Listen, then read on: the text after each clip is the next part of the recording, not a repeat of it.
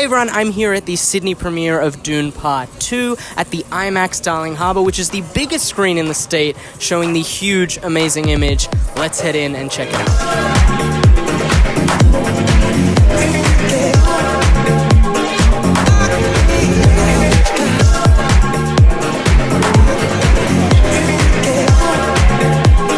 Letterboxd is here. Let's do an interview with them.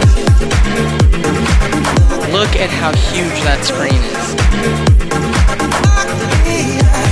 Okay, just got out of the movie. It was fantastic. Let's do a review. Dune Part 2 is directed by Denis Villeneuve and stars Timothée Chalamet as Paul Atreides as he comes to terms with his prophecy amid the instability and holy wars of Arrakis. Firstly, the visuals are cinematic, incredibly grand, they're very otherworldly and alien. So many of these images feel like you're experiencing something for the very first time, and they're brought to life in this visceral way. Villeneuve is also excellent at making the audience feel small in comparison to these behemoth figures, often placing his characters as tiny dots in a huge landscape or set against some massive spaceship or creature. And of course, about 40 minutes of this movie is in the massive 1:43:1 IMAX ratio, so look forward to that, as well as some very well-directed action choreography and lots of close-ups that communicate emotion through facial expressions. The performances are great. The standout is Timothée Chalamet. His character gets a great arc of development,